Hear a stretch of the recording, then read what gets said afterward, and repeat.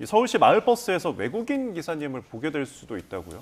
그러니까 우리나라 이제 비자 먼저 얘기를 좀 해야 될 것 같은데요. 네. 우리나라 그 어떤 산업 부분 중에서 조금 국내 인원들로 충원이 어려운 부분들에 대해서는 외국인 인원에 대해서 비자를 발급해주고 3년 동안 일을 할 수 있게 체류 허가를 해줍니다. 그게 이제 E9 비자, E9 비자라고 하는데요.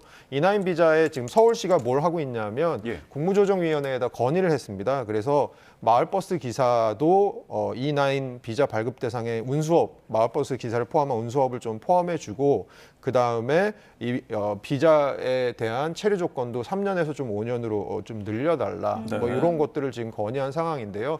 서울시라고 생각해 보시면 얼마 전에 그런 얘기들을 했던 기억이 나실 거예요. 외국인 가사노동자에 네. 대해서 이제 받아들인 200명 한시적으로 받아들인 게 기억이 나실 텐데 네. 그런 것들의 일환. 그러니까 우리나라 인력으로 더 이상 수급 구조가 안 맞거나 아니면 우리나라 인력으로 했을 때 너무나도 비싸지는 이런 구조가 있는 부분들에 대해서 해외 인력을 받자라는 것에 어떻게 보면 후발 또 하나의 프로그램이라고 생각을 하시면 될 것 같습니다. 예. 네. 그리고 이번 방안이 나온 배경에 대해서 조금 더 구체적으로 좀 짚어주실 수 있을까요? 예, 그러면 우선은 마을버스 기사분들의 처우를 한번 살펴봐야 됩니다. 네. 시내버스가 있고 마을버스가 있잖아요. 네. 임금이 한 60% 마을버스 정도가 시내버스 기사분들의 60% 정도가 되고요. 네.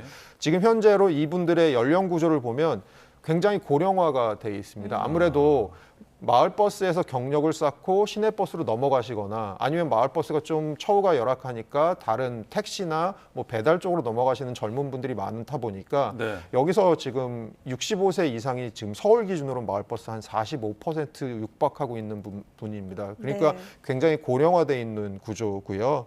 마을버스에 그럼 현재 외국인 기사가 있냐? 있습니다. 그리고 외국인 기사의 비중은 한 2% 미만입니다. 이렇게 보았을 때는 어떻게 보면 근무 조건이 굉장히 열악하고 임금 구조가 조금 열악한데 이 부분들에 대해서 지금 저희가 최근 들어서 또 그런 얘기도 하셨었잖아요. 네. 코로나 이후에 마을버스가 멈춰 있다. 그러니까 마을버스가 멈춰 있다는 얘기는 뭐냐면 있는 버스들도 운전하실 분들이 없어서 지금 버스가 운행이 안 되고 있다. 그래서 사실은 어떻게 보면 교통 약자분들께서 뭐 고령층들도 많이 이용하시고 하는 건데 이분들에 대해서 굉장히 이동 편의성이 되게 줄어들고 있다는 얘기 저희가 많이 했었잖아요. 그런 예. 부분들에 대해서 결과적으로 조금 싼 값에 외국인 노동자를 들여와서 마을버스 기사로 채용을 하고 그러면 기존의 마을버스 조금 어떻게 운영할 수 있는 부분을 좀 타개를 해보자 이런 부분이 있는 것 같고요. 네. 마지막으로 말씀드릴 게 마을버스의 지금 수익 구조인데 계속해서 적자가 나고 있는 상황입니다. 그러니까 운영하는 회사 입장에서는 운행 대수별로 지금 계속해서 적자가 나고 있는 상황이라서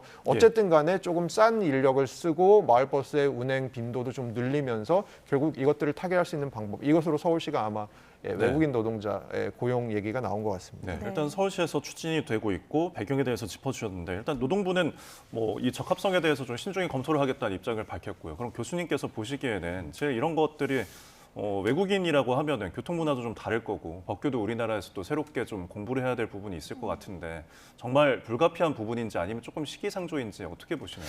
저희는 좀 긴 플랜을 갖고 봐야 될 것 같다는 생각은 합니다. 이게 예.